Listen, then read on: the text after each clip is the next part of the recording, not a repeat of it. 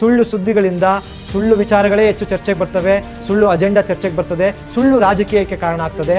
ಆಗ ಜನರ ನಿಜವಾದ ಸಮಸ್ಯೆಗಳು ಮರೆಮಾಚ್ತವೆ.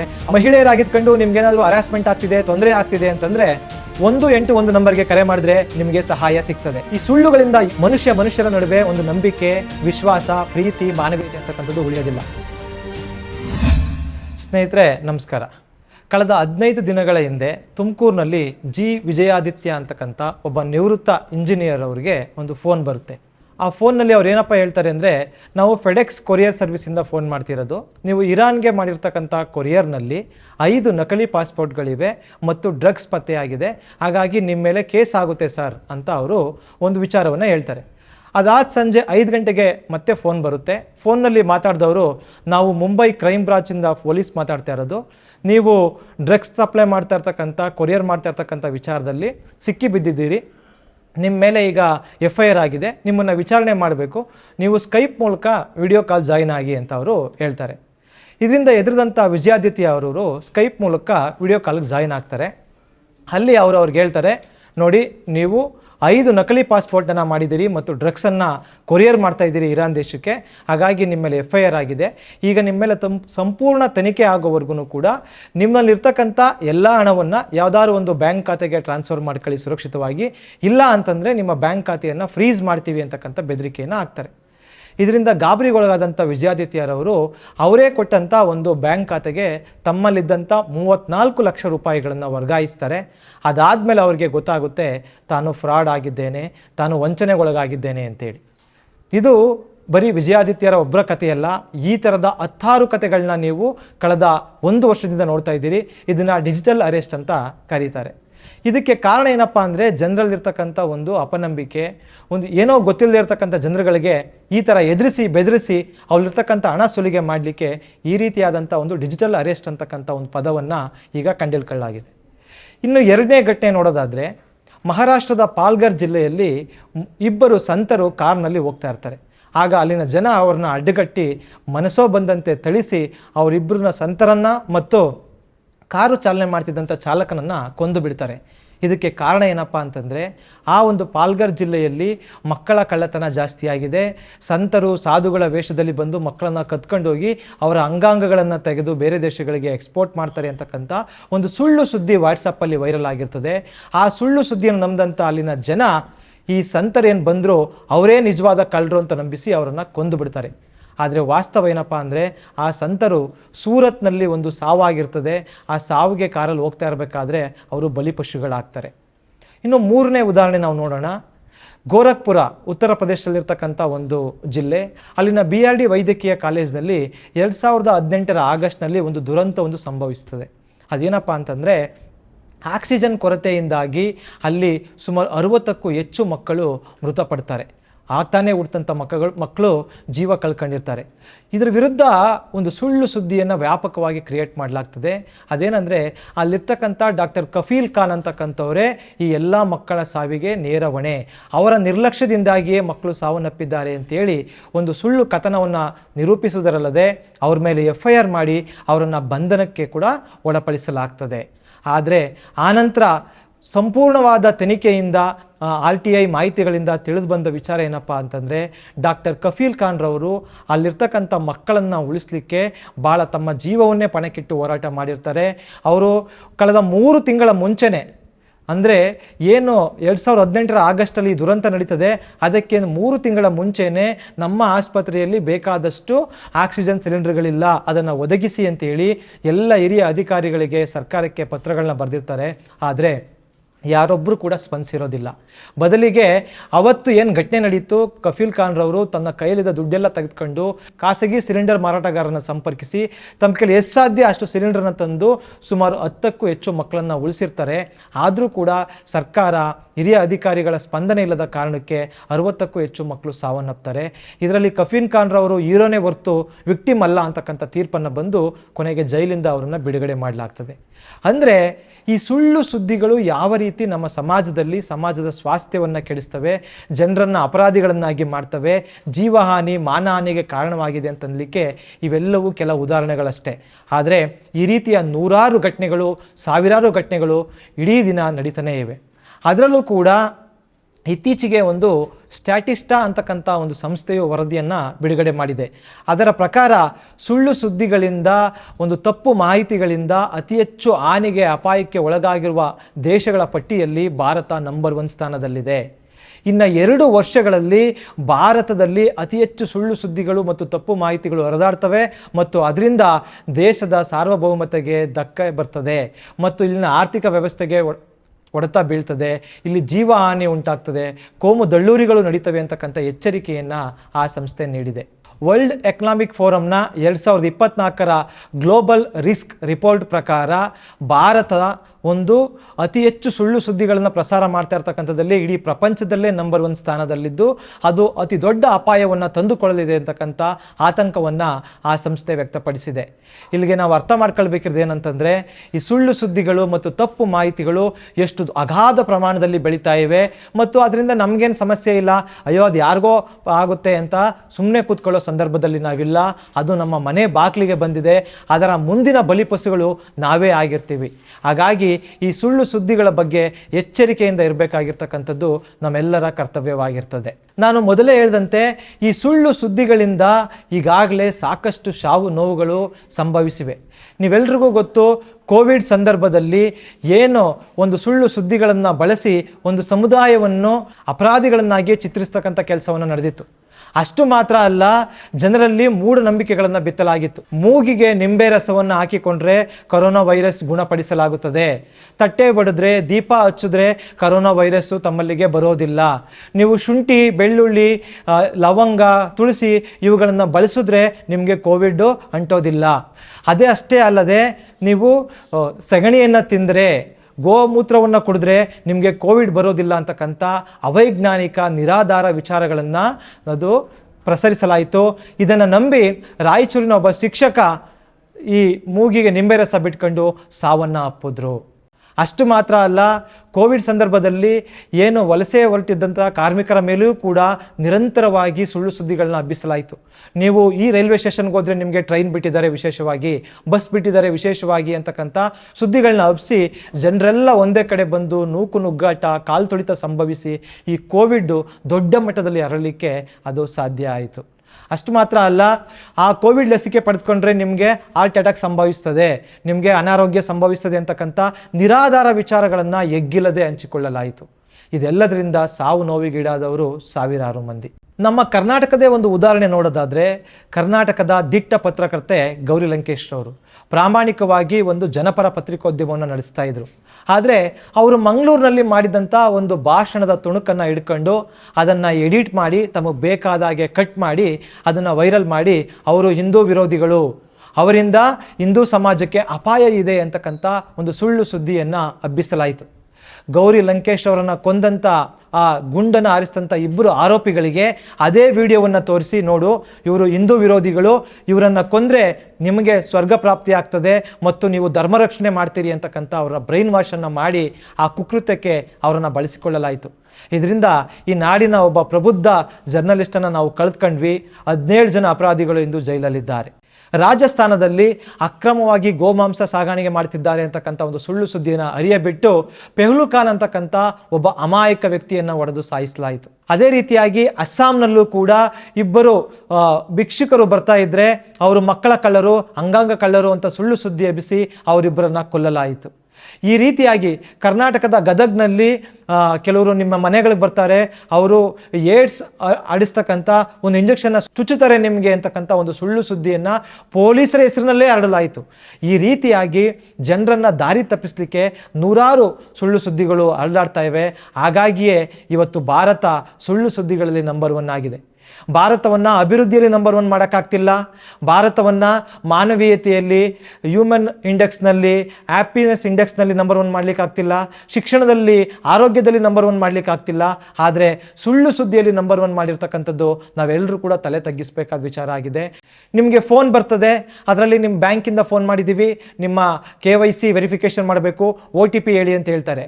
ನೀವು ಅಪ್ಪಿತಪ್ಪಿ OTP ಹೇಳಿದ್ರೆ ನಿಮ್ಮ ಅಕೌಂಟಿಂದ ಹಣವನ್ನು ಎಗರಿಸಿರ್ತಾರೆ. ಅಷ್ಟು ಮಾತ್ರ ಅಲ್ಲ, ಅವರು ನಿಮಗೆ ಫೋನ್ ಮಾಡ್ತಾರೆ, ನಿಮಗೆ ಲಕ್ಕಿ ಡ್ರಾ ಕೂಪನ್ನಲ್ಲಿ ನೀವು ಸೆಲೆಕ್ಟ್ ಆಗಿದ್ದೀರಿ, ನಿಮಗೆ 25 ಲಕ್ಷ ಬಹುಮಾನ ಬಂದಿದೆ, ಅದನ್ನು ಕ್ಲೈಮ್ ಮಾಡ್ಕೋಬೇಕು ಅಂತಂದರೆ ನೀವು 25,000 ರೂಪಾಯಿ ಟ್ಯಾಕ್ಸ್ನ ಮುಂಚೆನೇ ಕಟ್ಟಬೇಕು, ಈ ಅಕೌಂಟ್ಗೆ ಹಾಕಿ ಅಂತಂತಾರೆ. ನೀವು ಹಣದ ಆಸೆಗೆ ಬಿದ್ದು ಆ 25,000 ಹಣವನ್ನು ಕಟ್ತೀರಿ, ನೀವು ಅಲ್ಲಿ ಮೋಸ ಹೋಗಿರ್ತೀರಿ. ನಿಮಗೆ ಪ್ರೀ ಅಪ್ರೂವ್ಡ್ ಲೋನ್ ಸ್ಯಾಂಕ್ಷನ್ ಆಗಿದೆ, ಅದಕ್ಕೋಸ್ಕರ ನೀವು ಸೆಕ್ಯೂರಿಟಿ ಹಣವಾಗಿ ಡೆಪಾಸಿಟ್ ಹಣ ಕಟ್ಟಬೇಕು, ಕಟ್ಟಿ ಅಂತಾರೆ. ಭಾಳಷ್ಟು ಜನ ಲೋನ್ ಸಿಗುತ್ತೆ ಅನ್ನೋ ಆಸೆಗೆ ಹಣ ಕಟ್ತಾರೆ, ಅಲ್ಲೂ ಕೂಡ ಮೋಸ ಹೋಗ್ತಾರೆ. ಈ ರೀತಿಯಾಗಿ ಡಿಜಿಟಲ್ ರೂಪದಲ್ಲಿ ಹಲವಾರು ರೀತಿ ನಿಮ್ಮನ್ನು ಯಾಮಾರಿಸ್ತಕ್ಕಂಥ ಕೆಲಸ ನಡೀತಾ ಇರ್ತದೆ. ಇವುಗಳೆಲ್ಲದರ ಬಗ್ಗೆ ಎಚ್ಚರವಿರಿ. ಯಾವುದೇ ಕಾರಣಕ್ಕೂ ಕೂಡ ನೀವು ಈ ರೀತಿ OTP ಕೇಳಿದ್ರು, ನಿಮ್ಮದು ಫೋನ್ ನಂಬರ್ ಕೇಳಿದ್ರು, ಇನ್ನೇನೋ ಕೇಳಿದ್ರು ಅಂದರೆ ಯಾವ ಕಾರಣಕ್ಕೂ ಕೊಡಬೇಡಿ. ನಿಮ್ಮ ಬ್ಯಾಂಕ್ ಖಾತೆಯ ಡೀಟೇಲ್ಸನ್ನು ಕೊಡಬೇಕೆ ಯಾವ ಕಾರಣಕ್ಕೂ ಹೋಗಿ ಮೋಸವನ್ನು ಹೋಗಬೇಡಿ. ನೀವು ಸೈಬರ್ ಕ್ರೈಮ್ ಏನೋ ಒಳಪಡ್ತಿದ್ದೀವಿ ಅಂತ ನಿಮ್ಗೇನಾದ್ರು ಡೌಟ್ ಬಂತು ಅಂತಂದರೆ ಕೂಡಲೇ 1930ಗೆ ಕರೆ ಮಾಡಿದ್ರೆ ಸೈಬರ್ ಕ್ರೈಮ್ ಡಿಪಾರ್ಟ್ಮೆಂಟಿಂದ ನಿಮಗೆ ಸಹಾಯ ದೊರೀತದೆ. ಮಹಿಳೆಯರಾಗಿದ್ಕೊಂಡು ನಿಮ್ಗೇನಾದರೂ ಹರಾಸ್ಮೆಂಟ್ ಆಗ್ತಿದೆ, ತೊಂದರೆ ಆಗ್ತಿದೆ ಅಂತಂದರೆ 181 ನಂಬರ್ಗೆ ಕರೆ ಮಾಡಿದ್ರೆ ನಿಮಗೆ ಸಹಾಯ ಸಿಗ್ತದೆ. ಬ್ಯಾಂಕ್ನಿಂದ ನಿಮ್ಮ ಹಣವನ್ನು ಯಾರೋ ಕಸ್ಕೊಂಡು ಬಿಟ್ಟಿದ್ದಾರೆ, ನಿಮ್ಮ ಅಕೌಂಟಿಂದ ಎಗರಿಸ್ಬಿಟ್ಟಿದ್ದಾರೆ ಅಂತಂದರೆ ನೀವು 14440ಗೆ ಫೋನ್ ಮಾಡಿದ್ರೆ RBIಯಿಂದ ನಿಮಗೆ ಸಹಾಯ ದೊರೆಯುತ್ತದೆ. ಈ ರೀತಿಯಾಗಿ ನಿಮ್ಗೆ ಯಾವುದೇ ರೀತಿ ವಂಚನೆ ಒಳಗಾದರೆ ದಯವಿಟ್ಟು ಅದನ್ನು ಪೊಲೀಸರಿಗೆ, ಸರ್ಕಾರಕ್ಕೆ ತಿಳಿಸ್ತಕ್ಕಂಥ ಕೆಲಸ ಮಾಡಿ. ಯಾವ ಕಾರಣಕ್ಕೂ ಕೂಡ ಸುಮ್ಮನೆ ಇರಬೇಡಿ, ಏಕೆಂದರೆ ಇನ್ನೊಬ್ಬರು ವಂಚನೆಗೆ ಒಳಗಾಗೋದನ್ನು ಇದರಿಂದ ತಪ್ಪಿಸಬಹುದಾಗಿರ್ತದೆ. ಇನ್ನೊಂದು ಮುಖ್ಯ ವಿಚಾರ ಏನಪ್ಪ ಅಂತಂದರೆ, ನಿಮಗೆ ವಾಟ್ಸಪ್ಪಲ್ಲಿ ಅಥವಾ ಫೇಸ್ಬುಕ್ಕಲ್ಲಿ ಯಾರಾದರೂ ವಿಡಿಯೋ ಕಾಲ್ ಮಾಡಿದ್ರೆ ದಯವಿಟ್ಟು ಯಾವುದೇ ಕಾರಣಕ್ಕೂ ಕೂಡ ಅದನ್ನು ರಿಸೀವ್ ಮಾಡಬೇಡಿ. ಯಾಕೆ ಅಂದರೆ ಒಂದು ವೇಳೆ ಅಪ್ಪಿತಪ್ಪಿ ನೀವು ವಿಡಿಯೋ ಕಾಲ್ ಬಂದ ತಕ್ಷಣ ರಿಸೀವ್ ಮಾಡಿದ್ರೆ ಆ ಕಡೆಯಿಂದ ಕಾಲ್ ಮಾಡಿದವರು ಅಶ್ಲೀಲವಾದಂಥ ವಿಡಿಯೋಗಳನ್ನ ಇಟ್ಕೊಂಡು ಅಥವಾ ನಗ್ನರಾಗಿ ಅರಬೆತ್ತಲೆಯಾಗಿ ಅವ್ರು ಇರ್ತಾರೆ. ಮತ್ತು 5 ಸೆಕೆಂಡ್ 10 ಸೆಕೆಂಡ್ ಮಾತಾಡಿದ್ರೆ ಸಾಕು, ಅಷ್ಟರಲ್ಲಿ ಅವರು ಸ್ಕ್ರೀನ್ ರೆಕಾರ್ಡ್ ಮಾಡ್ಕೊಂಡು ನೀವು ಮತ್ತು ಅವರು ವಾಟ್ಸಪ್ನಲ್ಲಿ ವಿಡಿಯೋ ಕಾಲ್ನಲ್ಲಿ ನಗ್ನರಾಗಿ ಮಾತಾಡಿದ ರೀತಿಯಲ್ಲಿ ವಿಡಿಯೋವನ್ನು ಕ್ರಿಯೇಟ್ ಮಾಡಿ ಇದನ್ನು ನಾವು ಆನ್ಲೈನ್ಗೆ ಹಾಕ್ತೀವಿ, ನಿಮ್ಮ ಪರಿಚಯದ ಎಲ್ಲ ಕಾಂಟ್ಯಾಕ್ಟ್ಸ್ಗಳಿಗೆ ಕಳಿಸ್ತೀವಿ ಅಂತೇಳಿ ನಿಮ್ಮನ್ನು ಬ್ಲ್ಯಾಕ್ ಮೇಲ್ ಮಾಡ್ತಾರೆ. ಆ ಮೂಲಕ ನಿಮ್ಮಿಂದ ಹಣ ವಸೂಲಿ ಮಾಡ್ತಾರೆ, ನಿಮ್ಮ ಮಾನ ತೆಗೆಯುವಂಥ ಕೆಲಸ ಮಾಡ್ತಾರೆ. ಹಾಗಾಗಿ ಅಪರಿಚಿತ ನಂಬರಿಂದ ಯಾವುದೇ ವಿಡಿಯೋ ಕಾಲ್ ಬಂದರೆ ದಯವಿಟ್ಟು ನೀವು ರಿಸೀವ್ ಮಾಡಬೇಡಿ. ಈ ರೀತಿಯ ಎಚ್ಚರಿಕೆಯಿಂದ ಇರಬೇಕಾಗ್ತಕ್ಕಂಥದ್ದು ಇಂದಿನ ತುರ್ತು ಆಗಿದೆ. ನಾವು ಇಷ್ಟೊಂದು ಸುಳ್ಳು ಸುದ್ದಿಗಳ ಬಗ್ಗೆ ಮಾತಾಡ್ತಾ ಇದ್ದೀವಿ. ಈ ಸುಳ್ಳು ಸುದ್ದಿಗಳನ್ನ ಅತಿ ಹೆಚ್ಚು ಆಡ್ತಕ್ಕಂಥವ್ರು ಯಾರು ಅಂತಕ್ಕಂಥ ವಿಚಾರ ಕೂಡ ತಿಳ್ಕೊಳ್ಬೇಕು. ಮೊದಲನೇದಾಗಿ ಈ ಸುಳ್ಳು ಸುದ್ದಿಗಳನ್ನು ಅತಿ ಹೆಚ್ಚು ಹರಡ್ತಕ್ಕಂಥವ್ರು ಯಾರು ಅಂತ ತಿಳ್ಕೊಳ್ಳಿಕ್ಕೆ ನಾವು ಗೂಗಲಲ್ಲಿ ಸರ್ಚ್ ಮಾಡಿದ್ರೆ ನಿಮಗೆ 2020ರಲ್ಲಿ ದಿ ಪ್ರಿಂಟ್ ವೆಬ್ಸೈಟು ಒಂದು ವಿಸ್ತೃತವಾದಂಥ ಸಂಶೋಧನಾ ವರದಿಯನ್ನು ಪ್ರಕಟಿಸಿದೆ. ಅದೇನಪ್ಪ ಅಂತಂದರೆ 2020ನೇ ಇಸ್ವಿನಲ್ಲಿ ಅವರು ಈ ಟ್ವಿಟರ್ ಅಂತಕ್ಕಂಥ ಸಾಮಾಜಿಕ ಮಾಧ್ಯಮಗಳಲ್ಲಿ ಅತಿ ಹೆಚ್ಚು ಸುಳ್ಳು ಸುದ್ದಿಗಳನ್ನ ಆಡ್ತಾರೋ ಯಾರು ಅಂತಕ್ಕಂಥ ಒಂದು ಸಂಶೋಧನೆ ನಡೆಸಿದ್ದಾರೆ. ಅದಕ್ಕೆ ಅವರು ಯಾರು ಫೇಕ್ ಅಕೌಂಟ್ಗಳನ್ನ ಕ್ರಿಯೇಟ್ ಮಾಡಿ ಒಂದು ಪಕ್ಷದ ಪರವಾಗಿ, ಅವರ ಪಕ್ಷದ ಪರವಾಗಿ ಪ್ರಾಪಗಂಡ ಮಾಡ್ತಾ ಇದ್ದಾರೆ, ಸುಳ್ಳು ಸುದ್ದಿ ಹಬ್ಬಿಸ್ತಾ ಇದ್ದಾರೆ ಅಂತಕ್ಕಂಥ ಸಂಶೋಧನೆ ಮಾಡಿದಾಗ ಒಂದು ದೊಡ್ಡ ಆಘಾತಕಾರಿಯಾದ ಅಂಶ ಬೆಳಕಿಗೆ ಬಂದಿದೆ. ಅದೇನಪ್ಪ ಅಂದರೆ ಟ್ವಿಟರ್ನಲ್ಲಿ ಫೇಕ್ ಅಕೌಂಟ್ಗಳ ಮೂಲಕ ಅತಿ ಹೆಚ್ಚು ಸುಳ್ಳು ಸುದ್ದಿ ಹಬ್ಬಿಸ್ತಾ ಇರ್ತಕ್ಕಂಥವ್ರು BJP ಪಕ್ಷ ಅಂತೇಳಿ ಅವರು ನಿರೂಪಿಸಿದ್ದಾರೆ. BJPಯ ಪರವಾಗಿ 17,779 ಫೇಕ್ ಅಕೌಂಟ್ಗಳು ಸುಳ್ಳು ಸುದ್ದಿಗಳನ್ನ ದಿನನಿತ್ಯ ಪ್ರಕಟಿಸ್ತಾ ಇದ್ದರೆ, ಕಾಂಗ್ರೆಸ್ ಪರವಾಗಿ 145 ಫೇಕ್ ಅಕೌಂಟ್ಗಳು ಕೆಲಸ ಮಾಡ್ತಾ ಇದ್ದು. ಕಾಂಗ್ರೆಸ್ 145, BJP 17,779. ಇದರ ಅಗಾಧ ವ್ಯತ್ಯಾಸವನ್ನು ನೋಡಿದ್ರೆ ನಿಮಗೆ ಗೊತ್ತಾಗ್ತದೆ ಯಾರು ಅತಿ ಹೆಚ್ಚು ಸುಳ್ಳು ಸುದ್ದಿಗಳನ್ನ ಆಡ್ತಾ ಇದ್ದಾರೆ ಅಂತೇಳಿ. BJP IT ಸೆಲ್ನ ಮುಖ್ಯಸ್ಥ ಅಮಿತ್ ಮಾಳವಿಯಾ ಅಂತೇಳಿ ಅವರು 100 ಸುಳ್ಳು ಸುದ್ದಿಗಳನ್ನು ಹರಡಿ ಈಗಾಗಲೇ ಸಿಕ್ಕಿ ಬಿದ್ದಿದ್ದಾರೆ. ಅವ್ರ ಮೇಲೆ FIR ದಾಖಲಾಗಿದೆ. ಆದರೆ ಇದುವರೆಗೆ ಅವರು ಸುಳ್ಳು ಸುದ್ದಿ ಹರಡ್ತಕ್ಕಂಥದ್ದನ್ನ ನಿಲ್ಲಿಸಿಲ್ಲ. ಇನ್ನು BJP ಪರವಾಗಿ ರಿಷಿ ಬಾಗ್ರೆ ಅಂತಕ್ಕಂಥವ್ರು, ಸಂಬಿತ್ ಪಾತ್ರ ಅಂತಕ್ಕಂಥವ್ರು, MR ಸಿನ್ಹಾ ಅಂತಕ್ಕಂಥವ್ರು ಪ್ರತಿನಿತ್ಯ ಟ್ವಿಟರ್ ಮತ್ತು ಫೇಸ್ಬುಕ್ನಲ್ಲಿ ಹಸಿ ಸುಳ್ಳು ಸುದ್ದಿಗಳನ್ನ ಆಡ್ತಾ ಇದ್ದಾರೆ. ಅವರು ಒಂದು ಕಡೆ BJPಯನ್ನು ಹೊಗಳ್ತಾ ಇರ್ತಾರೆ, ಇನ್ನೊಂದು ಕಡೆ ಅವರ ರಾಜಕೀಯ ವೈರಿಗಳಾದಂಥ ಇಂಡಿಯಾ ಮೈತ್ರಿಕೂಟದ ಎಲ್ಲ ನಾಯಕರ ತೇಜೋವಧೆ ಮಾಡ್ತಾ ಇರ್ತಾರೆ, ಅವ್ರ ವಿರುದ್ಧ ಅಪಪ್ರಚಾರ ಮಾಡ್ತಾ ಇರ್ತಾರೆ, ಸುಳ್ಳು ಸುದ್ದಿಗಳನ್ನ ಆಡ್ತಾ ಇರ್ತಾರೆ. ಇನ್ನು OP ಇಂಡಿಯಾ, ಮೇಗ್ ಅಪ್ಡೇಟ್ಸ್, ಸ್ವರಾಜ್ ಅಂತಕ್ಕಂಥ ವೆಬ್ಸೈಟ್ಗಳು ದಿನನಿತ್ಯ ಸುಳ್ಳು ಸುದ್ದಿಗಳನ್ನ ಆಡ್ತಾ ಇದ್ದಾರೆ, ಪ್ರಾಪಗ್ಯಾಂಡ ಸುದ್ದಿಗಳನ್ನ ಆಡ್ತಾ ಇದ್ದಾರೆ. ಹಾಗಾಗಿ ಇಂಥ ವೆಬ್ಸೈಟ್ಗಳ ಬಗ್ಗೆ ನೀವು ಎಚ್ಚರಿಕೆಯಿಂದ ಇರಿ. ಇದೇ ಸಂದರ್ಭದಲ್ಲಿ ಗೃಹ ಸಚಿವ ಅಮಿತ್ ಶಾ ಹೇಳಿದಂಥ ಒಂದು ಮಾತನ್ನು ನಾವು ನೆನಪಿಸ್ಕೊಳ್ಬೋದು. ಅವ್ರ ಕಾರ್ಯಕರ್ತರಿಗೆ ಹೇಳ್ತಾರೆ, ನಮಗೆ ಇಡೀ ದೇಶಾದ್ಯಂತ ದೊಡ್ಡ ವಾಟ್ಸಾಪ್ ಜಾಲ ನಮ್ಮಲ್ಲಿದೆ. ನಾವು ಮನ್ಸು ಮಾಡಿದ್ರೆ 5 ನಿಮಿಷದಲ್ಲಿ ಸುಳ್ಳನ್ನು ಸತ್ಯ ಮಾಡ್ತೀವಿ, ಸತ್ಯನ ಸುಳ್ಳು ಮಾಡ್ತೀವಿ. ನಮಗೆ ಯಾವ ವಿಚಾರ ಬೇಕೋ ಅದನ್ನು ವೈರಲ್ ಮಾಡ್ತೀವಿ ಅಂತೇಳಿ ಲಜ್ಜೆ ಇಲ್ಲದೆ ಅವರು ಹೇಳ್ಕೊಂಡಿದ್ರು. ಅಂದರೆ ಅವರಿಗೆ ಸಂವಿಧಾನದ ಮೇಲೆ ನಂಬಿಕೆ ಇಲ್ಲ, ಈ ದೇಶದ ಮೇಲೆ ನಂಬಿಕೆ ಇಲ್ಲ. ಬದಲಿಗೆ ಅವರು ಅವರ ರಾಜಕೀಯ ಹಿತಾಕಾಂಕ್ಷೆಗಾಗಿ ಏನು ಬೇಕಾದರೂ ಕೂಡ ಮಾಡ್ತೀವಿ, ಸುಳ್ಳು ಸುದ್ದಿ ಬೇಕಾದರೂ ಹಬ್ಬಿಸ್ತೀವಿ ಅಂತೇಳಿ ಅವರು ಒಪ್ಕೊಂಡಿರ್ತಕ್ಕಂಥ ವಿಡಿಯೋ ಇದೆ. ಅದನ್ನು ನೀವು ಇಲ್ಲಿ ನೋಡಬಹುದು.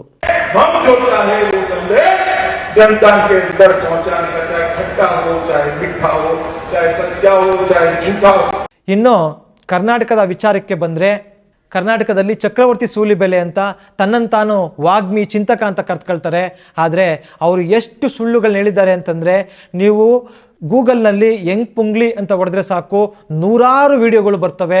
ಅವರು ಹಸಿಯಾಗಿ ಸುಳ್ಳುಗಳನ್ನ ಹೇಳಿದ್ದಾರೆ. BJP ಪಕ್ಷದ ಪರವಾಗಿ ನರೇಂದ್ರ ಮೋದಿಯವರನ್ನು ಪ್ರಧಾನ ಮಾಡಲಿಕ್ಕೋಸ್ಕರ ಅವರು ಎಂಥ ಸುಳ್ಳುಗಳು ಬೇಕಾದ್ರೆ ನಾನು ಹೇಳ್ತೀನಿ ಅಂತಕ್ಕಂಥ ನಾಚಿಕೆ ಮಾನ ಮರುವುದಿಲ್ಲದೆ ಸುಳ್ಳುಗಳನ್ನ ಹೇಳಿದ್ದಾರೆ. ಇನ್ನು ಪೋಸ್ಟ್ ಕಾರ್ಡ್ ಕನ್ನಡ ಅಂತಕ್ಕಂಥ ಒಂದು ಫೇಸ್ಬುಕ್ ಮತ್ತು ಟ್ವಿಟರ್ಲಿರ್ತಕ್ಕಂಥ ಅಕೌಂಟು ಇವತ್ತಿಗೂ ಕೂಡ ಪ್ರತಿನಿತ್ಯ ಸುಳ್ಳು ಸುದ್ದಿಗಳನ್ನ ಆಡ್ತಾ ಇದೆ. ಆ ಒಂದು ಸುಳ್ಳು ಸುದ್ದಿಯ ಕೆಳಗಡೆ ನೂರಾರು ಜನ ಬಂದು ನೀವು ಸುಳ್ಳ್ಯಾಕೆ ಹೇಳ್ತಾ ಇದ್ದೀರಿ, ಸತ್ಯ ಇಲ್ಲಿದೆ ನೋಡಿ ಅಂತ ಕಮೆಂಟ್ ಮಾಡಿದ್ರು ಕೂಡ ಅವರು ತಲೆ ಕೆಡಿಸ್ಕೊಳ್ಳಲ್ಲ, ತಮ್ಮ ಕೆಲಸವನ್ನು ಎಗ್ಗಿಲ್ಲದೆ ಮುಂದುವರಿಸಿದ್ದಾರೆ. ಮಹೇಶ್ ವಿಕ್ರಮ್ ಹೆಗಡೆ ಅಂತೇಳಿ ಅದರ ಒಂದು ಸ್ಥಾಪಕರು, ಅವರು ಈಗಾಗಲೇ ಸೋನಿಯಾ ಗಾಂಧಿ ಅವರ ಹೆಸರಿನಲ್ಲಿ ನಕಲಿ ಪತ್ರವನ್ನು ಸೃಷ್ಟಿಸಿ ಸುಳ್ಳು ಸುದ್ದಿ ಹರಡಿದ್ದಕ್ಕಾಗಿ ಜೈಲಿಗೆ ಹೋಗಿ ಬಂದಿದ್ದಾರೆ. ಆದರೆ ಇನ್ನೂ ಬುದ್ಧಿ ಕಲ್ತಿಲ್ಲ. ಬದಲಿಗೆ TV ವಿಕ್ರಮ ಅಂತಕ್ಕಂಥ ಮತ್ತೊಂದು ಸುಳ್ಳು ಸುದ್ದಿಯನ್ನು ಹರಡ್ತಕ್ಕಂಥ ಒಂದು ಯೂಟ್ಯೂಬ್ ಚಾನಲನ್ನು ನಡೆಸ್ತಾ ಇದ್ದಾರೆ. ಸಂವಾದ ಅಂತಕ್ಕಂಥ BJPಯ ಒಂದು ಯೂಟ್ಯೂಬ್ ಚಾನಲ್ ಇದೆ. ಅಲ್ಲಿ ನೀವು ತೆಗೆದ್ರೆ ಸಾಕು ಬರೀ ಸುಳ್ಳುಗಳ ಸರಮಾಲೆಯೇ ಕಂಡು ಬರ್ತದೆ. ಇನ್ನು ಬೆಂಗಳೂರು ದಕ್ಷಿಣ ಸಂಸದ ತೇಜಸ್ವಿ ಸೂರ್ಯ ಕೂಡ ಸುಳ್ಳು ಸುದ್ದಿ ಹರಡೋದ್ರಲ್ಲಿ ಏನು ಕಡಿಮೆ ಇಲ್ಲ. ಈಗಾಗಲೇ ಅವ್ರ ಮೇಲೂ ಕೂಡ FIRಗಳಾಗಿವೆ. ವಕ್ ವಿಚಾರದಲ್ಲಿರ್ಬೋದು, ಕೋವಿಡ್ ವಿಚಾರದಲ್ಲಿರ್ಬೋದು, ಸುಳ್ಳು ಸುದ್ದಿಗಳನ್ನ ಹರಡಿ ಸಿಕ್ಕಿ ಬಿದ್ದಿದ್ದಾರೆ, FIRಗಳನ್ನ ಹಾಕ್ಸ್ಕೊಂಡಿದ್ದಾರೆ. ಆದರೆ ಅವರು ಕೂಡ ಬುದ್ಧಿ ಕಲಿತಂತೆ ಕಾಣ್ತಾ ಇಲ್ಲ. ಈ ರೀತಿಯಾಗಿ BJP IT ಸೆಲ್ಲು ಭಕ್ತರು ಅಂತ ಕರೀತಾರೆ.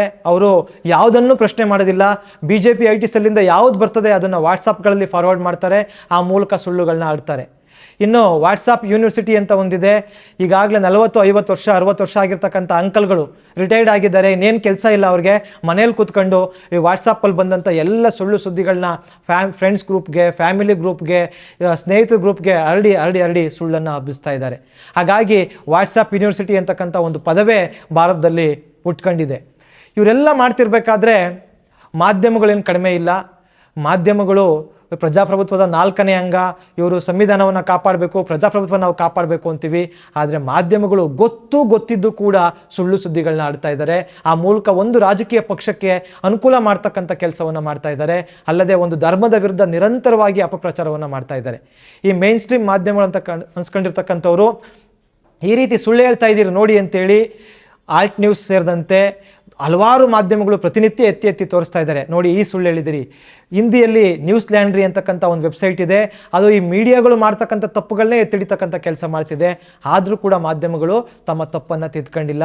ಇದುವರೆಗೂ ಕೂಡ ಸುಳ್ಳನ್ನು ಮುಂದುವರಿಸಿದ್ದಾರೆ. ಇಷ್ಟೆಲ್ಲ ಮಾಡ್ತಿರ್ಬೇಕಾದ್ರೆ ಇವರಿಗೆಲ್ಲ ಬುದ್ಧಿ ಇಲ್ಲ, ತಿಳುವಳಿಕೆ ಇಲ್ಲ ಅಂತ ಅನ್ಬೋದು. ಆದರೆ ನಮ್ಮ ದೇಶದ ಪ್ರಧಾನಮಂತ್ರಿ ನರೇಂದ್ರ ಮೋದಿ ಅವರೇ ಸುಳ್ಳುಗಳನ್ನ ಹರಡಿದ್ದಾರೆ. ಮಳೆ ಬರ್ತಿದ್ದಾಗ, ಮೋಡ ಇದ್ದಾಗ ರಾಡಾರ್ನ ಹಾಕ್ಬಿಡಿ, ಬೇರೆ ದೇಶದವ್ರಿಗೆ ಗೊತ್ತಾಗಲ್ಲ, ಆಗ ನಾವು ಯುದ್ಧ ಮಾಡ್ಬೋದು ಅಂತ ಪ್ರಧಾನಮಂತ್ರಿ ಹೇಳ್ತಾರೆ. ನಾವು ಗಟಾರಿಂದ ಗ್ಯಾಸ್ ತೆಗಿಬೋದು ಅಂತ ಪ್ರಧಾನಮಂತ್ರಿ ಹೇಳ್ತಾರೆ. ಕಾಂಗ್ರೆಸ್ ಅಧಿಕಾರಕ್ಕೆ ಬಂದರೆ ನಿಮ್ಮೆಲ್ಲ ಆಸ್ತಿ ಕಿತ್ತು ಮುಸ್ಲಿಮರು ಕೊಟ್ಬಿಡ್ತಾರೆ ಅಂತ ಹಸಿ ಸುಳ್ಳನ್ನು ಹೇಳ್ತಾರೆ. ಹೆಣ್ಣು ಮಕ್ಕಳ ಮಾಂಗಲ್ಯ ಕಿತ್ತು ಮುಸ್ಲಿಮರು ಕೊಟ್ಬಿಡ್ತಾರೆ ಅಂತ ಸುಳ್ಳನ್ನು ಹೇಳ್ತಾರೆ. ಪ್ರಧಾನಮಂತ್ರಿಯೇ ಈ ಸುಳ್ಳು ಹೇಳ್ತಾ ಇದ್ದಾರೆ.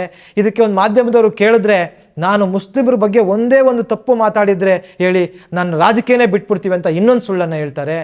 ಈ ದೇಶವನ್ನು ನಡೆಸ್ತಕ್ಕಂಥ ಪ್ರಧಾನಮಂತ್ರಿಗಳೇ ಸುಳ್ಳು ಹೇಳ್ತಾ ಇರಬೇಕಾದ್ರೆ ಇನ್ನು ಅವ್ರ ಭಕ್ತರು ಸುಳ್ಳು ಹೇಳೋದ್ರಲ್ಲಿ ಏನು ದೊಡ್ಡದು ಅಂತಂತೀರಾ? ಒಟ್ಟಾರೆ ಇವರೆಲ್ಲರ ಕೊಡುಗೆಯಿಂದಾಗಿಯೇ ಇವತ್ತು ಭಾರತ ಸುಳ್ಳು ಸುದ್ದಿಯಲ್ಲಿ ನಂಬರ್ 1 ಆಗಿ ಇಡೀ ಪ್ರಪಂಚದ ಎದುರು ತಲೆ ತಗ್ಗಿಸುವಂತೆ ಆಗಿದೆ. ಸುಳ್ಳು ಸುದ್ದಿಗಳ ಜೊತೆಗೇ ಒಂದು ಏಡ್ ಸ್ಪೀಚ್ ಕೂಡ ಆರಂಭ ಆಗಿದೆ. ಅದಕ್ಕೆ ಹೊಂದ್ಕೊಂಡಂತೆಯೇ ಒಂದು ಸಮುದಾಯವನ್ನು, ಅಲ್ಪಸಂಖ್ಯಾತರನ್ನು ಗುರಿಯಾಗಿಸಿ ಅವರು ಈ ದೇಶದ್ರೋಹಿಗಳು, ಈ ದೇಶದಲ್ಲಿ ಇರಬಾರ್ದು, ಅವರಿಂದನೇ ಈ ದೇಶದ ಎಲ್ಲ ಸಮಸ್ಯೆಗಳು ಕಾರಣ, ಹಿಂದೂ ಧರ್ಮ ಅಪಾಯದಲ್ಲಿದೆ ಅಂಥೇಳಿ ಜನರನ್ನು ಸದಾ ಅಶಾಂತಿ, ಅಭದ್ರತೆ, ಭಯ, ಆತಂಕದಲ್ಲಿರಿಸಿ, ಹಾಗಾಗಿ ನೀವು ಈ ಪಕ್ಷಕ್ಕೆ ಓಟ್ ಹಾಕಬೇಕು, ಅವ್ರು ಬಂದರೆ ನಿಮ್ಮ ಉದ್ಧಾರ ಸಾಧ್ಯ ಅಂಥೇಳಿ ರಾಜಕೀಯ ಲಾಭವನ್ನು ಪಡೀಲಿಕ್ಕೆ ಈ ಸುಳ್ಳು ಸುದ್ದಿಗಳು ಮತ್ತು ಏಡ್ ಸ್ಪೀಚ್, ದ್ವೇಷ ಭಾಷಣವನ್ನು ಒಂದಕ್ಕೊಂದು ರೀತಿಯಲ್ಲಿ ಬಳಸ್ಕೊಳ್ಳಲಾಗ್ತಿದೆ. ಉತ್ತರ ಪ್ರದೇಶದ ಯತಿ ನರಸಿಂಗಾನಂದ ಅಂತಕ್ಕಂಥ ಒಬ್ಬ ಸ್ವಾಮೀಜಿ ಪ್ರತಿನಿತ್ಯ ಮುಸ್ಲಿಮರ ವಿರುದ್ಧ ದ್ವೇಷ ಉಗುಳ್ತಾ ಇರ್ತಾರೆ, ಅಲ್ಪಸಂಖ್ಯಾತರನ್ನ ಗುರಿಯಾಗಿಸಿ ಮಾತಾಡ್ತಾ ಇರ್ತಾರೆ. ಅವರು ಅಷ್ಟೊಂದು ದ್ವೇಷ ಉಗುಳ್ತಾ ಇದ್ದಾರೆ, ಸುಳ್ಳು ಹೇಳ್ತಾ ಇದ್ದಾರೆ ಅಂತೇಳಿ ರಿಪೋರ್ಟ್ ಮಾಡಿದ್ದಕ್ಕಾಗಿ ಆಲ್ಟ್ ನ್ಯೂಸ್ನ ಸಹ ಸಂಸ್ಥಾಪಕ ಜುಬೇರ್ ವಿರುದ್ಧ FIR ಆಗಿದೆ. ಅವರನ್ನು ಜೈಲಿಗೆ ಕಳಿಸ್ತಕ್ಕಂಥ ಹುನ್ನಾರಗಳು ನಡೀತಾ ಇವೆ. ಇನ್ನು ಕರ್ನಾಟಕದಲ್ಲೂ ಕೂಡ ನೀವು ನೋಡಿರ್ಬೋದು, ಚಂದ್ರಶೇಖರ ಸ್ವಾಮೀಜಿ ಅಂತಕ್ಕಂಥವ್ರು ಯಾವುದೋ ಒಂದು ಪಕ್ಷ ಸೋತ್ಬಿಡ್ತು ಅನ್ನೋ ಕಾರಣಕ್ಕೆ ಬೈ ಎಲೆಕ್ಷನ್ನಲ್ಲಿ ಮುಸ್ಲಿಮರಿಗೆ ಮತದಾನದ ಹಕ್ಕೇ ಇರಬಾರ್ದು ಅಂತ ಮಾತಾಡ್ತಾರೆ. ಸ್ವಾಮೀಜಿಗಳು ಸಂತರು ಮಾತಾಡ್ತಕ್ಕಂಥದ್ದು ಇದು. ಅವರು ಈ ದೇಶಕ್ಕೆ, ಈ ರಾಜ್ಯಕ್ಕೆ ಒಂದು ದಿಕ್ಕನ್ನು ತೋರಿಸ್ಬೇಕು, ಆದರೆ ಅವರೇ ಜನರನ್ನ ದಿಕ್ಕು ತಪ್ಪಿಸ್ತಾ ಇದ್ದಾರೆ. ಈ ರೀತಿಯಾಗಿ ಈ ಏಡ್ ಸ್ಪೀಚ್ ಅಂತಕ್ಕಂಥದ್ದು ಎಗ್ಗಿಲ್ಲದೆ ನಡೆದಿದೆ. ಸರ್ಕಾರಗಳು ಅವ್ರ ವಿರುದ್ಧ ಕ್ರಮಗಳನ್ನ ಕೈಗೊಳ್ತಾ ಇಲ್ಲ.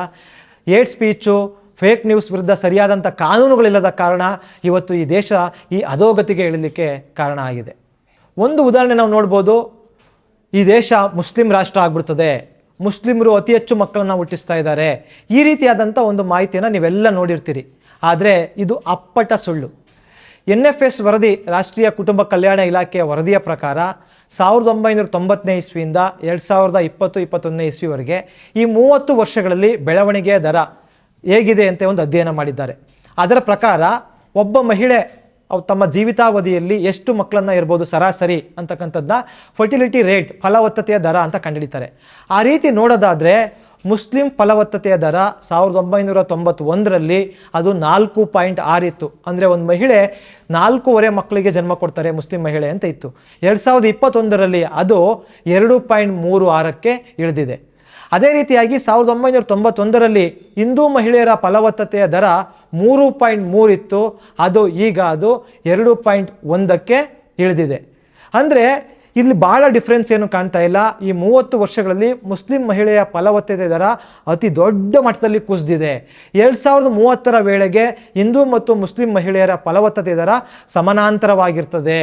ಅಂದರೆ ಅವರು ಸರಾಸರಿ 2 ಮಕ್ಕಳಿಗೆ ಜನ್ಮ ಕೊಡುವ ಮಟ್ಟಿಗೆ ಬರ್ತಾರೆ ಅಂತೇಳಿ ಈ ವರದಿ ಹೇಳಿದೆ.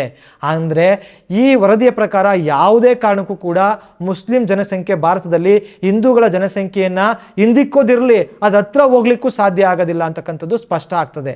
ಆದರೂ ಕೂಡ ಒಂದು ಸುಳ್ಳನ್ನು ಇವರು ಹಬ್ಬಿಸ್ತಾ ಇರ್ತಾರೆ. ಇದಕ್ಕೆ ವೈಜ್ಞಾನಿಕ ಕಾರಣ ನಾವು ಹುಡ್ಕೋದು ಅಂದರೆ ಮಕ್ಕಳು ಮಾಡ್ಕೊಳ್ತಕ್ಕಂಥದ್ದಕ್ಕೂ ಒಂದು ಧರ್ಮಕ್ಕೂ ಯಾವುದೇ ಸಂಬಂಧವಿಲ್ಲ. ಇದಕ್ಕೆ ಉದಾಹರಣೆ ನೋಡೋದಾದರೆ, ಎಲ್ಲಿ ಶಿಕ್ಷಿತ ಹೆಣ್ಮಕ್ಳಿದ್ದಾರೆ ಅಲ್ಲಿ ಅವರು ಕಡಿಮೆ ಮಕ್ಕಳನ್ನು ಮಾಡ್ಕೊಳ್ತಾ ಇದ್ದಾರೆ. ಎಲ್ಲಿ ಅಶಿಕ್ಷಿತರು ಜಾಸ್ತಿ ಇದ್ದಾರೆ, ಅನಕ್ಷರಸ್ಥರು ಜಾಸ್ತಿ ಇದ್ದಾರೆ, ಅಲ್ಲಿ ಮಕ್ಕಳ ಸಂಖ್ಯೆ ಜಾಸ್ತಿ ಆಗ್ತಾ ಇದೆ. ಈಗ ಲಕ್ಷದ್ವೀಪದಲ್ಲಿ 97% ಮುಸ್ಲಿಂ ಜನರೇ ಇದ್ದಾರೆ. ಅಲ್ಲಿನ ಮಹಿಳೆಯರ ಫಲವತ್ತತೆ ದರ ಕೇವಲ 1.6 ಇದೆ. ಅಲ್ಲಿ ಮುಸ್ಲಿಂ ಮಹಿಳೆ ಇದ್ದರೂ ಕೂಡ ಅಲ್ಲಿ ಅವರ ಮಕ್ಕಳ ಸಂಖ್ಯೆ ಕೇವಲ 1.5 ಮಾತ್ರ.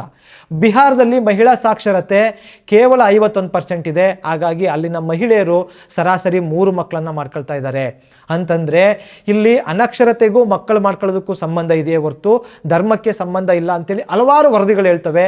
ಆದರೂ ಕೂಡ ಅಪಪ್ರಚಾರ, ಸುಳ್ಳು ಸುದ್ದಿಗಳನ್ನು ನಿರಂತರವಾಗಿ ಹರಡಲಾಗ್ತಾ ಇದೆ. ಈಗ ಏಕೆ ಈ ಸುಳ್ಳು ಸುದ್ದಿಗಳನ್ನ ಹರಡ್ತಾ ಇದ್ದಾರೆ ಅಂತಕ್ಕಂಥ ವಿಚಾರವನ್ನು ನಾವು ಕೂಡ ಅರ್ಥ ಮಾಡ್ಕೊಳ್ಬೇಕು. ಮೊದಲನೇದಾಗಿ ಹಿಂದೆ ಏನು ಮಾಡ್ತಿದ್ರಪ್ಪ ಅಂತಂದರೆ ಕ್ಲಿಕ್ ಬೈಟ್ ಅಂತ ಕರಿತಾ ಇದ್ರು. ಸುಳ್ಳು ಸುದ್ದಿಗಳನ್ನ, ರೋಮಾಂಚನಕಾರಿ ಟೈಟ್ಲುಗಳನ್ನ ಕೊಟ್ಬಿಟ್ಟು ಹಾಕ್ಬಿಟ್ರೆ ಜನ ಕ್ಲಿಕ್ ಮಾಡ್ತಾರೆ, ಓದ್ತಾರೆ, ನಮ್ಮ ಆ್ಯಡ್ಗಳನ್ನ ನೋಡ್ತಾರೆ, ಆವಾಗ ನಮಗೆ ಜಾಹೀರಾತಿಂದ ಹೆಚ್ಚಿನ ಹಣ ಬರುತ್ತೆ ಅಂತ ಇತ್ತು. ಎರಡನೇದಾಗಿ ಜನರನ್ನ ಯಾಮಾರಿಸಿ ದುಡ್ಡನ್ನು ಹೊಡ್ಕೊಳ್ಳಿಕ್ಕೆ ಸುಳ್ಳು ಸುದ್ದಿಗಳನ್ನ ಆಡ್ತಾ ಇದ್ರು. ಅದಕ್ಕಿಂತ ಘೋರ ಅಪರಾಧ ಯಾವುದಪ್ಪ ಅಂತಂದರೆ ಜನರ ಓಟುಗಳನ್ನು ಪಡೆದುಕೊಳ್ಳಲಿಕ್ಕೆ, ಜನರನ್ನು ತಮ್ಮ ಗುಲಾಮರನ್ನಾಗಿ ಮಾಡಿಕೊಳ್ಳಿಕ್ಕೆ, ಜನರಲ್ಲಿ ಭಯ ಅಭದ್ರತೆಯನ್ನು ಸೃಷ್ಟಿಸಿ ಅವರು ಯಾವಾಗಲೂ ನಾವು ಹೇಳ್ದಂಗೆ ಕೇಳ್ಕೊಂಡಿರ್ಬೇಕು ಅಂತ ಮಾಡಲಿಕ್ಕೆ ಒಂದು ರಾಜಕೀಯ ಟೂಲ್ ಆಗಿ ಇವತ್ತು ಫೇಕ್ ನ್ಯೂಸನ್ನು ಆಡ್ತಾ ಇದೆ. ದೊಡ್ಡ ದೊಡ್ಡ ರಾಜಕೀಯ ಪಕ್ಷಗಳು ಇದರಲ್ಲಿ ನಿರತವಾಗಿವೆ. ನಾನು ಆಗಲೇ ಹೇಳಿದೆ ಯಾವ ಪಕ್ಷ ಅತಿ ಹೆಚ್ಚು ಫೇಕ್ ನ್ಯೂಸನ್ನು ಆಡ್ತಾ ಇದೆ ಅಂತ ನಿಮಗೆ ಉದಾಹರಣೆ ಸಮೇತ ಮುಂದಿಟ್ಟೆ. ಇದರಿಂದ ಆಗ್ತಕ್ಕಂಥ ಪರಿಣಾಮ ಏನಪ್ಪ ಅಂತಂದರೆ ಇದು ಸಮಾಜದಲ್ಲಿ ಸದಾ ಅಸ್ಥಿರತೆಯನ್ನು ಉಂಟು ಮಾಡ್ತದೆ, ಅಶಾಂತಿಯನ್ನು ಉಂಟು ಮಾಡ್ತದೆ, ಜನರ ನಡುವೆ ನಂಬಿಕೆ ಇಲ್ದಂಗೆ ಮಾಡ್ತದೆ, ಕೋಮು ಗಲಭೆಗಳು ನಡೀತವೆ, ಅರಾಜಕೀಯ ವ್ಯವಸ್ಥೆ ಉಂಟಾಗ್ತದೆ. ಹಾಗಾಗಿ ಫೇಕ್ ನ್ಯೂಸ್ಗಳನ್ನ ತಡಿಬೇಕಾಗಿರ್ತಕ್ಕಂಥದ್ದು ನಮ್ಮೆಲ್ಲರ ಕರ್ತವ್ಯ ಆಗಿದೆ. ರಾಜಕೀಯ ಪಕ್ಷಗಳು ತಮ್ಮ ವಿರೋಧಿ ಪಕ್ಷದ ನಾಯಕನ ವಿರುದ್ಧ ಒಂದು ಅಪಪ್ರಚಾರ ಮಾಡ್ತಾರೆ.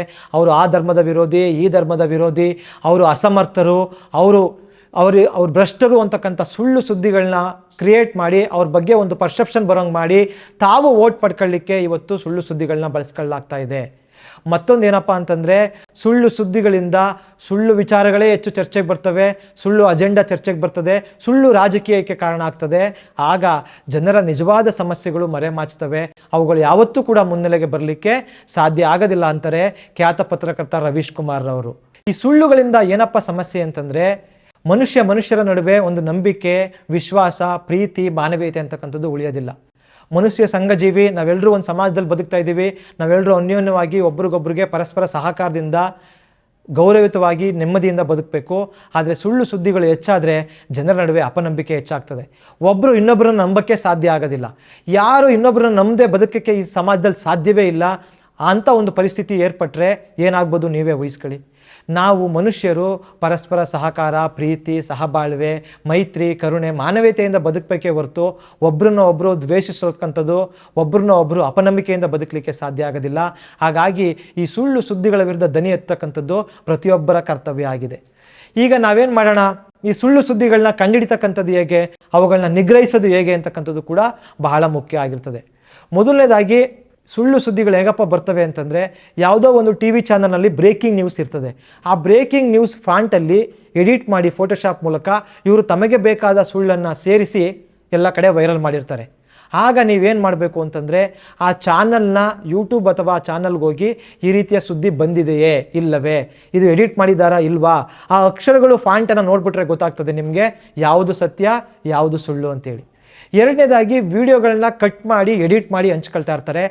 ಆಗಲೂ ಕೂಡ ನೀವು ಆ ಚಾನಲ್ಗೆ ಹೋಗಿ, ಆ ಯೂಟ್ಯೂಬ್ಗೆ ಹೋಗಿ ಪೂರ್ಣ ಪ್ರಮಾಣದ ವಿಡಿಯೋ ನೋಡಿದಾಗ ನಿಮಗೆ ಸತ್ಯ ಎಷ್ಟು ಸುಳ್ಳೆಷ್ಟು ಅಂತಕ್ಕಂಥದ್ದು ಗೊತ್ತಾಗ್ತದೆ. ಕೆಲವು ಸುದ್ದಿಗಳನ್ನ ಹಂಗೆ ಹರಡ್ಬಿಟ್ಟಿರ್ತಾರೆ. ಆಗ ನೀವು ಗೂಗಲ್ನಲ್ಲಿ ಆ ಸುದ್ದಿ ಬಗ್ಗೆ ಒಂದು ಸಾಲನ್ನು ಸರ್ಚ್ ಮಾಡಿದ್ರೆ ಇದ್ರ ಬಗ್ಗೆ ವಿಶ್ವಾಸಾರ್ಹ ಮಾಧ್ಯಮಗಳು ವರದಿ ಮಾಡಿವೆಯಾ, ಎಷ್ಟು ಮಾಧ್ಯಮಗಳು ವರದಿ ಮಾಡಿವೆ, ಇದು ನಿಜಾನ ಸುಳ್ಳ ಅಂತಕ್ಕಂಥದ್ದು ನಿಮಗೆ ಗೊತ್ತಾಗ್ತದೆ. ಇನ್ನೂ ಮುಖ್ಯವಾಗಿ ಗೂಗಲ್ ಟೂಲ್ ಬಾಕ್ಸ್ ಅಂತಕ್ಕಂಥ ಒಂದು ವೆಬ್ಸೈಟ್ಗೆ ಹೋದರೆ ನೀವು ಅಲ್ಲಿ ಯಾವುದೇ ವಿಷಯದ ಬಗ್ಗೆ ನೀವು ಕೀವರ್ಡ್ ಹಾಕಿದ್ರೆ ಸಾಕು, ಆ ವಿಷಯಕ್ಕೆ ಬಂದಿರತಕ್ಕಂಥ ನೂರಾರು ಫ್ಯಾಕ್ಟ್ ಚೆಕ್ಗಳನ್ನ ನಿಮ್ಮ ಮುಂದೆ ಇರ್ತದೆ. ಆವಾಗ ನಿಮಗೆ ಸತ್ಯ ಯಾವುದು ಸುಳ್ಳು ಯಾವುದು ಅಂತಕ್ಕಂಥದ್ದು ಗೊತ್ತಾಗ್ತದೆ. ನೀವು ಮುಖ್ಯವಾಗಿ ಸುಳ್ಳು ಸುದ್ದಿಗಳು ಸತ್ಯನೋ ಅಂತ ತಿಳಿಬೇಕಾದ್ರೆ ಕಾಮನ್ ಸೆನ್ಸನ್ನು ಬಳಸಬೇಕು. ಪ್ರಶ್ನಿಸ್ತಕ್ಕಂಥದ್ದನ್ನ ರೂಢಿ ಮಾಡ್ಕೊಳ್ಬೇಕು. ಪ್ರಶ್ನಿಸದೆ ಯಾವುದನ್ನು ಒಪ್ಪಿಕೊಳ್ಳಬೇಡಿ ಅಂತ ಬುದ್ಧ ಹೇಳಿದ್ದಾರೆ. ನಮಗೂ ಶಾಲಾ ಕಾಲೇಜಲ್ಲಿ ಹೇಳ್ತಾ ಇದ್ರು. ಪ್ರಶ್ನೆ ಮಾಡಿದಷ್ಟು ನಿಮಗೆ ಸತ್ಯಗಳು ಹೊರ ಬರ್ತವೆ, ಸುಳ್ಳುಗಳು ಮರೆ ಮಾಚ್ತವೆ. ಹಾಗಾಗಿ ಈಗ ಯಾವುದೋ ಒಂದು ವಿಡಿಯೋ ಬಂತು ಅಂತಂದರೆ ನೀವು ಆ ವಿಡಿಯೋನ ಯಾರು ಕಳಿಸಿದ್ರು, ಯಾಕೆ ಕಳಿಸಿದ್ರು, ಅವ್ರ ಉದ್ದೇಶ ಏನು, ಅವರ ರಾಜಕೀಯ ಅಫಿಲಿಟಿ ಏನು, ಇದೆಲ್ಲವನ್ನು ಚೆಕ್ ಮಾಡಿದಾಗ ನಿಮಗೆ ಅವರು ಯಾವ ಪ್ರೋಪಗಂಡ ಮಾಡಲಿಕ್ಕೆ ನಿಮಗೆ ಕಳಿಸಿದ್ದಾರೆ ಅಂತಕ್ಕಂಥದ್ದು ಹೊರಗಡೆ ಬಂದುಬಿಡ್ತದೆ. ಮತ್ತು ನಿಮಗೆ ಯಾವುದೇ ಫೋಟೋ ಸುದ್ದಿಯ ಬಗ್ಗೆ ಡೌಟ್ ಬಂತು ಅಂತಂದರೆ ಗೂಗಲ್ನಲ್ಲಿ ಗೂಗಲ್ ಲೆನ್ಸ್ ಅಂತ ಒಂದು ಅಪ್ಲಿಕೇಶನ್ ಇದೆ, ನಿಮಗೆಲ್ಲ ಗೊತ್ತಿದೆ. ಅದರಲ್ಲಿ ಆ ಫೋಟೋವನ್ನು ಅಪ್ಲೋಡ್ ಮಾಡಿದ್ರೆ ಅಥವಾ ಸ್ಕ್ರೀನ್ಶಾಟ್, ವಿಡಿಯೋದ ಸ್ಕ್ರೀನ್ಶಾಟನ್ನು ಅಪ್ಲೋಡ್ ಮಾಡಿದ್ರೆ ಆ ಫೋಟೋ ಯಾವಾಗ ಅಪ್ಲೋಡ್ ಆಯಿತು, ಯಾರು ಅಪ್ಲೋಡ್ ಮಾಡಿದ್ದಾರೆ, ಯಾರೆಲ್ಲ ಹಂಚ್ಕೊಂಡಿದ್ದಾರೆ ಅಂತಕ್ಕಂಥ ಸಂಪೂರ್ಣ ವಿವರಗಳು ನಿಮ್ಮ ಮುಂದೆ ಬಂದುಬಿಡ್ತವೆ. ಆವಾಗ ಅದು ಸುಳ್ಳು ಸತ್ಯವೋ ಅಂತಕ್ಕಂಥದ್ದು ನಿಮಗೆ ಸುಲಭವಾಗಿ ಗೊತ್ತಾಗ್ತದೆ. ಇನ್ನು ಕೆಲವು ಸುದ್ದಿಗಳನ್ನ ಇದು BBC ಬಂದಿದೆ, ನ್ಯೂಯಾರ್ಕ್ ಟೈಮ್ಸಲ್ಲಿ ಬಂದಿದೆ ಅಂತೇಳಿ ನಿಮಗೆ ಹಂಚ್ಕೊಳ್ತಾ ಇರ್ತಾರೆ. ಹಂಗಂದ ಮಾತ್ರಕ್ಕೆ ನೀವು ಅದನ್ನು ನಂಬಬೇಡಿ. ಆ BBC.com, NewYorkTimes.com ಅಂತಕ್ಕಂಥ URL ಇದೆ, ಅದನ್ನು ಅಬ್ಸರ್ವ್ ಮಾಡಿ. ಅಲ್ಲಿ ಅವರು ಒಂದು ಪದ ಅಥವಾ ಒಂದು ಅಂಕಿಯನ್ನು ಹೆಚ್ಚು ಕಡಿಮೆ ಮಾಡಿ ಇವ್ರದೇ ಫೇಕ್ ವೆಬ್ಸೈಟನ್ನು ಮಾಡಿ ಅದೇ ರೀತಿಯಾಗಿ ರಚಿಸಿ ನಿಮ್ಮನ್ನ ಯಾಮಾರಿಸ್ತಾ ಇದ್ದಾರೆ. ಹಾಗಾಗಿ ಅದನ್ನು ನಂಬಬೇಡಿ. ಇನ್ನು ಡಾಕ್ಟರ್ B.R. ಅಂಬೇಡ್ಕರ್ ಹೇಳಿದ್ದಾರೆ, ಮಹಾತ್ಮ ಗಾಂಧಿ ಹೀಗೆ ಹೇಳಿದ್ದಾರೆ, ಭಗತ್ ಸಿಂಗ್ ಹೀಗೆ ಹೇಳಿದ್ದಾರೆ, ಚಾಣಕ್ಯ ಹೀಗೆ ಹೇಳಿದ್ದಾರೆ ಅಂತೇಳಿ ಹಲವಾರು ಕೋಟ್ಗಳು ಪೋಸ್ಟ್ ಮಾಡಿ ನಿಮ್ಮ ಮುಂದೆ ಬರ್ತವೆ. ಆಗೆಂದ ಮಾತ್ರಕ್ಕೆ ಅದನ್ನು ಒಪ್ಕೊಳ್ಬೇಡಿ. ಗೂಗಲಲ್ಲಿ ಅದನ್ನು ಚೆಕ್ ಮಾಡಿ, ಆಗಿದ್ದರೆ ಮಾತ್ರ ನೀವು ಒಪ್ಕೊಳ್ಳಿ. ತಪ್ಪಾಗಿದ್ದರೆ ಯಾಕೆ ಈ ತಪ್ಪು ಸುದ್ದಿಯನ್ನು ಕಳಿಸ್ತಾ ಇದ್ದೀರಿ, ಸುಳ್ಳು ಸುದ್ದಿ ಕಳಿಸ್ತಾ ಇದ್ದೀರಿ ಅಂತೇಳಿ ಅವ್ರನ್ನ ಪ್ರಶ್ನೆ ಮಾಡಿ ನಿಮ್ಮ ವಿರುದ್ಧ ಕಂಪ್ಲೇಂಟ್ ಮಾಡ್ತೀವಿ ಅಂತ ಬೆದರಿಕೆ ಹಾಕಿ ಆಗ ಅವರು ಸುಳ್ಳು ಸುದ್ದಿ ಹರಡೋದನ್ನು ಕಡಿಮೆ ಮಾಡ್ತಾರೆ. ಇದು AI ಕಾಲ. ಹಾಗಾಗಿ ಸುಳ್ಳು ಸುದ್ದಿಗಳನ್ನು ಸೃಷ್ಟಿ ಮಾಡ್ತಕ್ಕಂಥದ್ದು, ಸುಳ್ಳು ವಿಡಿಯೋಗಳನ್ನ, ಸುಳ್ಳು ಪೋಸ್ಟ್ಗಳನ್ನ ಸೃಷ್ಟಿ ಮಾಡ್ತಕ್ಕಂಥದ್ದು ತುಂಬ ಈಸಿ ಆಗಿಬಿಟ್ಟಿದೆ. AI ಕೊಟ್ಟರೆ ಅದು ಏನು ಬೇಕಾದರೂ ನಿಮಗೆ ರೆಡಿ ಮಾಡಿ ಕೊಡ್ತದೆ. ಹಾಗೆಂದ ಮಾತ್ರಕ್ಕೆ ನೀವು ಅದನ್ನು ನಿಜ ಅಂತ ನಂಬೇಡಿ. ನೀವು ಅದನ್ನು ಇದು AI ರಚಿತ ಆಗಿದೆಯಾ ಅಥವಾ ನಿಜವಾದ ಮನುಷ್ಯರು ಮಾಡಿದಂಥ ಸುದ್ದಿ ಆಗಿದೆಯಾ ಅಂತ ಪರಿಶೀಲಿಸಿ. AI are not, is it AI ಅಂತಕ್ಕಂಥ ವೆಬ್ಸೈಟ್ಗಳಲ್ಲಿ ನೀವು ಆ ಫೋಟೋವನ್ನು ಅಪ್ಲೋಡ್ ಮಾಡಿದ್ರೆ ಅದು AI ರಚಿತ ಆಗಿದೆಯಾ ಇಲ್ಲ ಅಂತಕ್ಕಂಥ ಮಾಹಿತಿಯನ್ನು ನಿಮಗೆ ಅದು ಕೊಡ್ತದೆ. ಆ ಮೂಲಕ ನಿಜವನ್ನು ಖಚಿತಪಡಿಸಿಕೊಳ್ಳಿ. ಇನ್ನು ಕೆಲವರು ಏನು ಮಾಡ್ತಾರಪ್ಪ ಅಂತಂದರೆ ತಾವೇ ಆ್ಯಕ್ಟಿಂಗ್ ಮಾಡಿ ವಿಡಿಯೋಗಳನ್ನ ಮಾಡ್ತಾರೆ, ಜಾಗೃತಿಗಾಗಿ ಅಥವಾ ಎಂಟರ್ಟೈನ್ಮೆಂಟ್ಗಾಗಿ ಮಾಡ್ತಾ ಇರ್ತಾರೆ. ಆದರೆ ಅದೇನಪ್ಪ ಆಗಿರ್ತದೆ ಅಂದರೆ ಅದನ್ನೇ ಭಾಳಷ್ಟು ಜನ ನಿಜವಾಗಿ ನಡೆದಿದೆ ನೋಡಿ ಅಲ್ಲಿ ಕರೆಂಟ್ ಶಾಕ್ ಹೊಡೆದಿದೆ, ನೋಡಿ ಅವರು ಮತಾಂತರ ಮಾಡ್ತಾ ಇದ್ದಾರೆ, ನೋಡಿ ಅವರು ಲವ್ ಜಿಹಾದ್ ಮಾಡ್ತಾ ಇದ್ದಾರೆ ಅಂತೇಳಿ ಆ ವಿಡಿಯೋಗಳನ್ನ ಹಂಚ್ಕೊಳ್ತಾ ಇರ್ತಾರೆ. ಅದನ್ನು ನಂಬಬೇಡಿ. ನೀವು ಮೊದಲಿಗೆ ಆ ವಿಡಿಯೋದ ಆರಂಭದಲ್ಲೇ ಇದು ಮನರಂಜನೆಯ ಉದ್ದೇಶಕ್ಕಾಗಿ ಮಾಡಿದ್ದೇವೆ, ಇದು ಕಾಲ್ಪನಿಕ, ಇದು ಸ್ಕ್ರಿಪ್ಟೆಡ್ ಅಂತಕ್ಕಂಥ ಒಂದು ಸಣ್ಣದಾಗಿ ಅವರು ಒಂದು ಡಿಸ್ಕ್ಲೈಮರ್ ಹಾಕಿರ್ತಾರೆ. ಅದನ್ನು ಗಮನಿಸಿ ಅದು ನಿಜವೋ ಸುಳ್ಳು ಅಂತ ಅರ್ಥ ಮಾಡ್ಕೊಳ್ಳಿ. ಎರಡನೇದಾಗಿ ಆ ವಿಡಿಯೋದಲ್ಲಿ ಬಂದಿರತಕ್ಕಂಥ ಪಾತ್ರಗಳ ಸ್ಕ್ರೀನ್ಶಾಟ್ ತೆಗೆದು ನೀವು ಗೂಗಲ್ ಲೆನ್ಸಲ್ಲಿ ಹುಡುಕಿದ್ರೆ ಅವರು ಬೇರೆ ಯಾವೆಲ್ಲ ವಿಡಿಯೋಗಳಲ್ಲಿ ನಟಿಸಿದ್ದಾರೆ ಅವ್ರ ಬಗ್ಗೆ ಬಂದಿರತಕ್ಕಂಥ ವಿಡಿಯೋಗಳು ಪೋಸ್ಟರ್ಗಳನ್ನ ನಿಮಗೆ ತಂದು ಹಾಕುತ್ತೆ.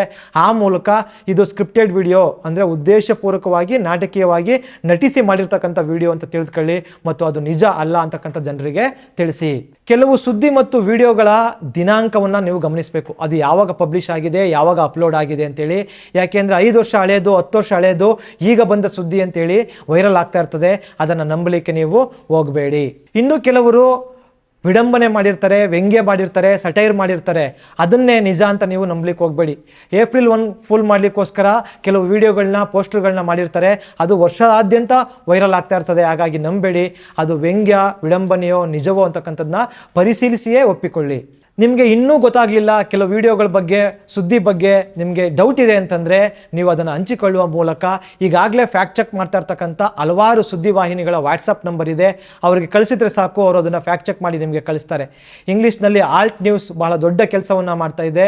ಆ ಆಲ್ಟ್ ನ್ಯೂಸ್ ಥರ ಫ್ಯಾಕ್ಟ್ಲಿ ಇರ್ಬೋದು, ಫ್ಯಾಕ್ಟ್ ಚೆಕ್ಕರ್ ಇರ್ಬೋದು, ಬೂಮ್ ಲೈವ್ ಇರ್ಬೋದು, ಕ್ವಿಂಟ್ ವೆಬ್ ಸ್ಕೂಪ್ ಥರ ಹಲವಾರು ಮಾಧ್ಯಮಗಳು ಕೆಲಸವನ್ನು ಮಾಡ್ತಾ ಇವೆ. ಕನ್ನಡದಲ್ಲೂ ಕೂಡ ಕನ್ನಡ ಫ್ಯಾಕ್ಟ್ ಚೆಕ್ಕು, ಏನು ಸುದ್ದಿ .com, ವಾರ್ತಾ ಭಾರತಿ ಸೇರಿದಂತೆ ಹಲವಾರು ಮಾಧ್ಯಮಗಳು ಫ್ಯಾಕ್ಟ್ ಚೆಕ್ ಮಾಡಿ ಸತ್ಯವನ್ನು ಮುಂದಿಡ್ತಕ್ಕಂಥ ಕೆಲಸ ಮಾಡ್ತಿವೆ. ಅವರ ವಾಟ್ಸಪ್ ನಂಬರ್ಗಳಿಗೆ ನೀವು ಸುದ್ದಿಗಳನ್ನು, ವಿಡಿಯೋಗಳನ್ನು ಕಳಿಸುವ ಮೂಲಕ ಸರಿ ಯಾವುದು ತಪ್ಪು ಯಾವುದು ಅಂತ ತಿಳಿದುಕೊಳ್ಳಿ. ಆ ನಂತರವೇ ನೀವು ಅದನ್ನು ಹಂಚಿಕೊಳ್ಳಿ. ಒಟ್ಟಾರೆ ಸ್ನೇಹಿತರೆ, ಈ ಸುಳ್ಳು ಸುದ್ದಿಗಳು ಸಮಾಜಕ್ಕೆ ಮಾರಕ. ಅವು ಸಮಾಜದ ಸ್ವಾಸ್ಥ್ಯವನ್ನು ಕೆಡಿಸ್ತವೆ. ಅಷ್ಟು ಮಾತ್ರ ಅಲ್ಲ, ನಮ್ಮ ಜೀವನವನ್ನು ಹಾಳು ಮಾಡ್ತವೆ, ನಮ್ಮ ವೈಯಕ್ತಿಕ ಬದುಕನ್ನು ಕೂಡ ನಿರ್ಧರಿಸ್ತವೆ.